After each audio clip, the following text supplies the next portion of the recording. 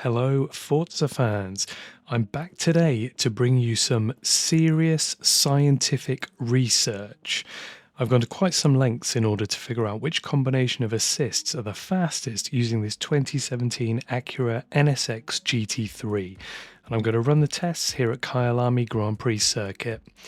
The reason I've chosen here is just down to how many laps I've put in here in both solo races and endurance team events. I can run very consistently over a series of many laps, which we'll need for these kinds of tests. So here on screen now are my three main assumptions.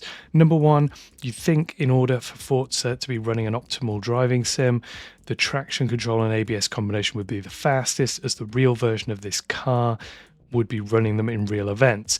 Number two, if no assists at all is the fastest combination, then we're dealing with a case of the game, considering a pro driver anybody who can drive quickly with minimal or no assists. And number three, stability control tends to refer to an in-game assist rather than a real vehicle assist.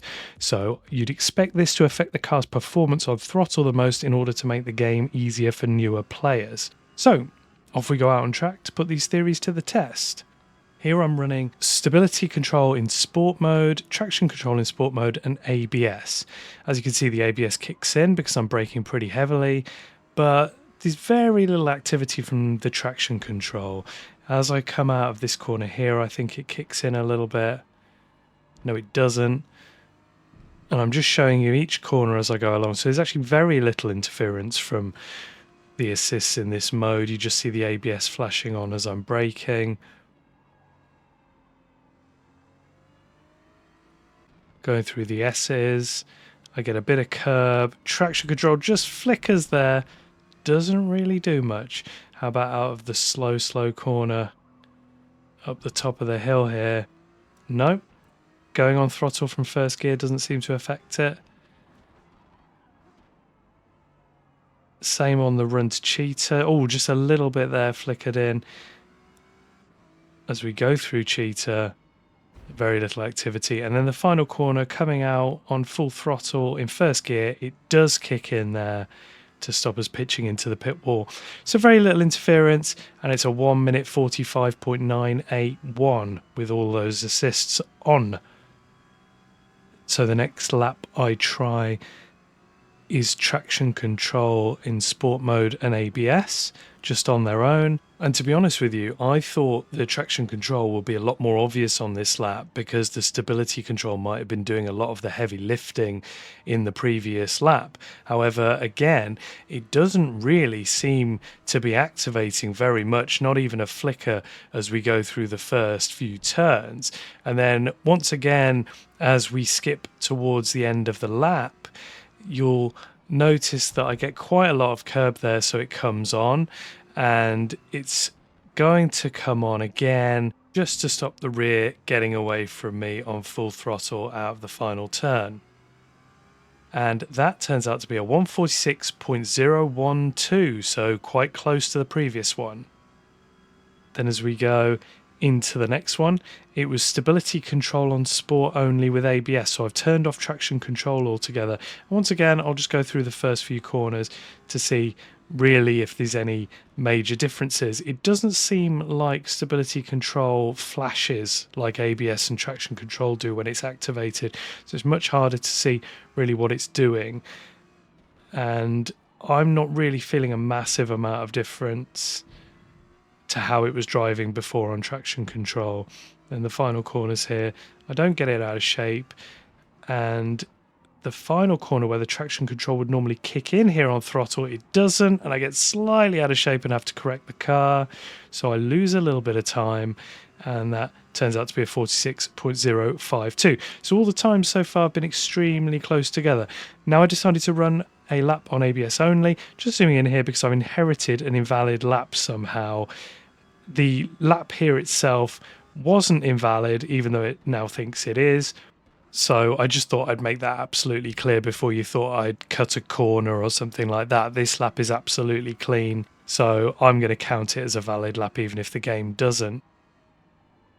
Again, the first few series of corners, pretty stable without the traction control or stability control on. Get through Cheetah nice and aggressively with lots of curb. And then actually I'm a little bit more gentle on the throttle here because I know to expect a little bit of sliding, so we don't have any trouble.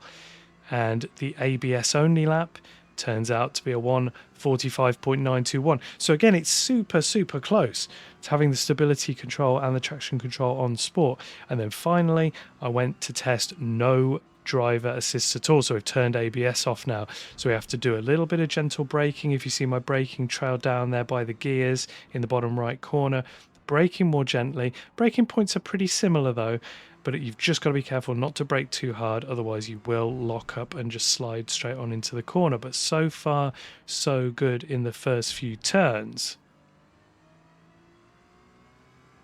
Then as we come to the end of the lap, again, skip lots of curb at Cheetah and then into the final turn. Just got to be careful to get on throttle nice and gently to stop the slide. I actually do all right there and get onto full power quite early. And we go through with our fastest time of a 45.849.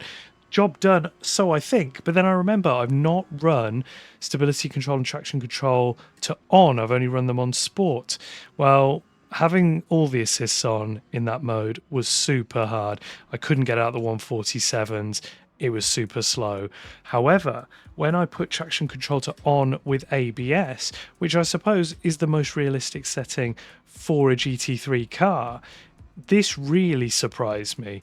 I was hugely up coming into the last few turns. I did end up losing about a tenth, just under a tenth, as I came towards the line, but it was still the absolute fastest of all the laps that I'd tried.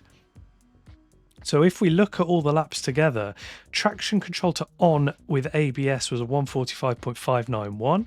No assists at all was 2.5 tenths slower. ABS only was next. And then really between ABS only and then stability control and traction control on sport with various combinations of both with ABS, pretty much all of those are so close together it could just be the difference between a really nailed lap and a not quite nailed lap. So those are really close. And then stability control to on, traction control to on, and ABS was by far the slowest. So let me know if any of this info has helped you out, and what do you personally think? Leave me a comment below if you found any of these combinations to work particularly well for you. I'll see you soon. Thanks for watching.